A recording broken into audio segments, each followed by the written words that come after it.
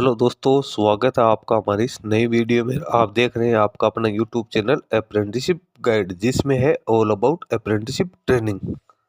दोस्तों, UCO bank जो कि देश का एक नेशनलाइज्ड बैंक है, बड़ा बैंक है, इसकी ओर से ग्रेजुएट पास आउट कैंडिडेट के लिए अप्रेंटिसशिप की वैकेंसी का नोटिफिकेशन अब जारी कर दिया गया है। तो जो भी कैंडिडेट बैंकिंग सेक्टर में अप्रेंटिसशिप करने के इच्छुक है, तो ऐसे कैंडिडेट इस वैकेंसी में यहाँ पे अपना एप्लीकेशन फॉर्म सबमिट कर सकते हैं। सारी डिटेल स्टेप टू स्टेप आप लोगों को मैं बताने वाला हूँ, क्या क्या एलिजिबिलिटी क्राइटेरिया इसमें दिया हुआ है। दोस्तों, इसके लिए सबसे पहले अपन को चलना होगा इसकी ऑफिशियल वेबसाइट www.uco.bank.in के जॉब ओपनिंग्स में। यहाँ पे जॉब अपॉर्चुनिटी में जैसे आप आओगे तो एक नंबर की वैकेंसी आपको यहाँ पे दे रखी है। Advertisement number HOHRM RECR 2025-26 engagement of apprentices in UCO bank for financial year 25-26।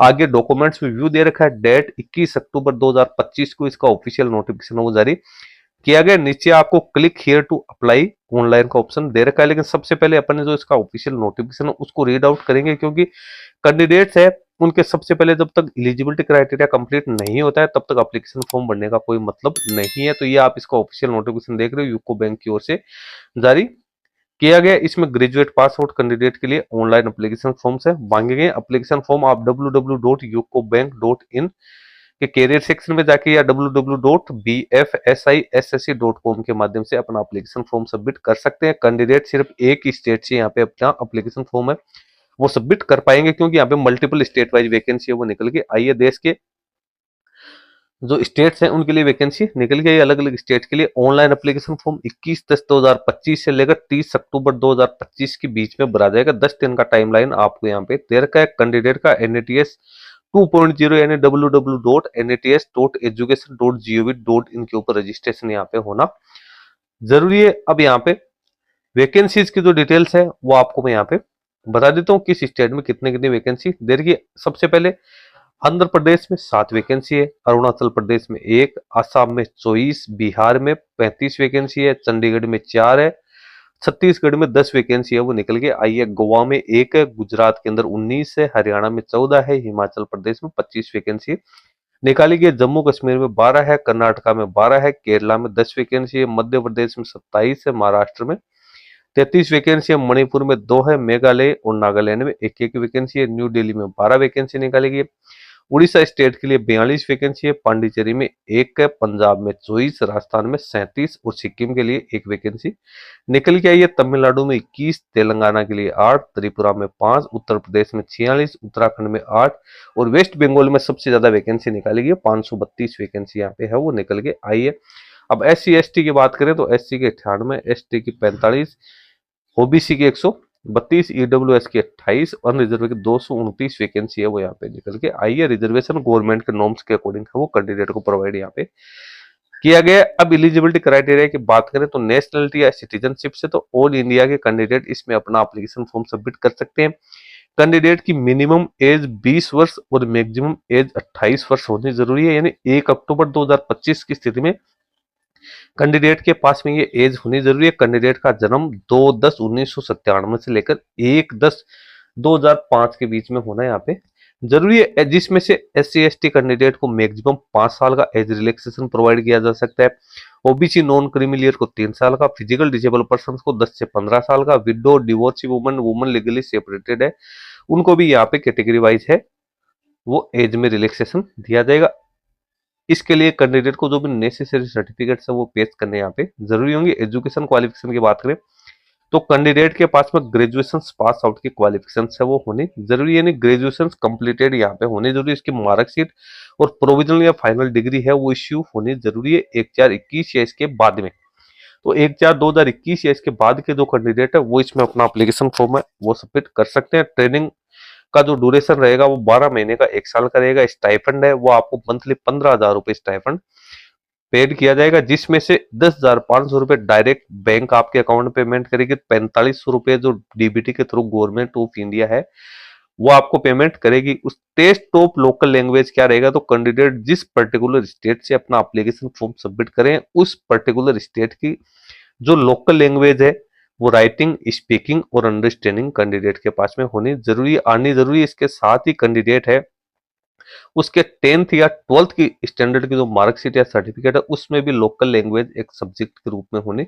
जरूरी है। ट्रेनिंग का हावर्स क्या रहेंगे, तो जो बैंक के जो नॉर्मल क्लरिकल स्टाफ के जो हावर्स होते हैं वही यहाँ पे बैंकिंग हावर्स होंगे। मोड ऑफ सिलेक्शन क्या रहेगा, कैंडिडेट का सिलेक्शन किस प्रकार से किया जाएगा, तो सबसे पहले तो ऑनलाइन टेस्ट कंडक्ट किया जाएगा जो कि ऑब्जेक्टिव टाइप का होगा। इसमें जनरल फाइनेंशियल अवेयरनेस के 25 क्वेश्चन 25 नंबर के, जनरल इंग्लिश के 25 क्वेश्चन 25 नंबर के, रीजनिंग एबिलिटी और कंप्यूटर एप्टीट्यूड के 25 क्वेश्चन 25 नंबर के, क्वांटिटी एप्टीट्यूड के 25 क्वेश्चन 25 नंबर के, यानी 100 क्वेश्चन 100 नंबर के होंगे।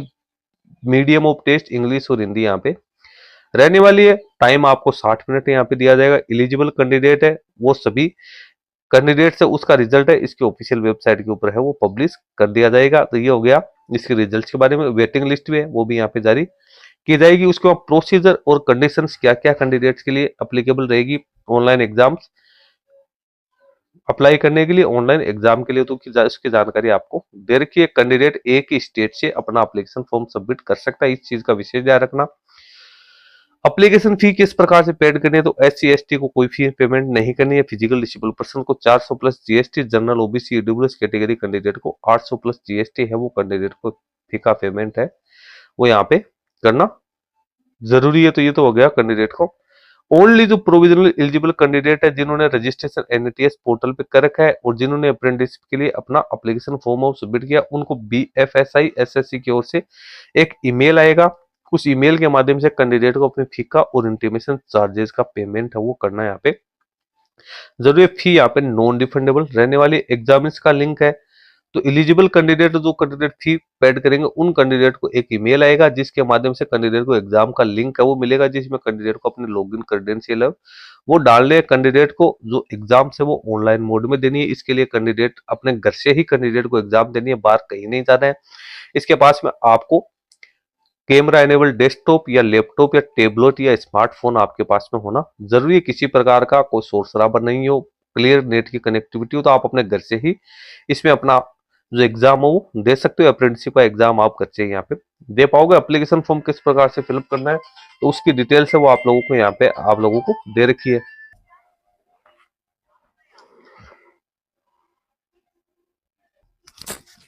एप्लीकेशन फॉर्म किस प्रकार से फिलअप करना है तो उसके लिए आपको यहाँ पे लिंक दे रखा है इसकी ऑफिशियल वेबसाइट पे, उसके माध्यम से आप अपना एप्लीकेशन फॉर्म है वो सबमिट कर सकते हैं। अपने इस लिंक पे चलते हैं, जैसे ही बैक यहाँ पे बैक करते हैं उसके बाद यहाँ पे लिंक दे रखा है click here to apply online, तो इसके ऊपर आपको क्लिक करना है। इसके ऊपर आप जैसे ही क्लिक करोगे तो आप NATS 2.0 के ऊपर रिडायरेक्ट हो जाओगे। NATS 2.0 के माध्यम से ही आप अपना एप्लीकेशन फॉर्म सबमिट कर सकते हो। इसमें आपको स्टूडेंट सेक्शन पे क्लिक करना है। स्टूडेंट सेक्शन पे जैसे आप क्लिक करोगे उसके बाद में आपको लॉगिन करना है अपने लॉगिन क्रेडेंशियल से। उसके बाद में जाके आप अपना एप्लीकेशन फॉर्म है वो इजीली यहाँ से सबमिट कर सकते हो। तो दोस्तों सारी इंपॉर्टेंट जानकारी मैंने आपको दे दी है। ग्रेजुएट पास आउट कैंडिडेट्स के लिए 500 से ज्यादा पदों के लिए रिक्रूटमेंट है वो निकल के आई है। तो एलिजिबल कैंडिडेट इसमें सारा एलिजिबिलिटी क्राइटेरिया चेक करने के बाद अपना एप्लीकेशन फॉर्म सबमिट कर सकते हो। दोस्तों इस वीडियो में इतना ही। वीडियो यदि आपको अच्छा लगे तो उसको लाइक शेयर करना। कोई क्वेरी या क्वेश्चन है तो आप हमें कमेंट करके भी बता सकते हैं। चैनल को ज्वाइन नहीं किया तो चैनल को भी ज्वाइन कर ले, क्योंकि इस चैनल पर आपको इस प्रकार की नई नई अपडेट से मिलती रहती है। धन्यवाद।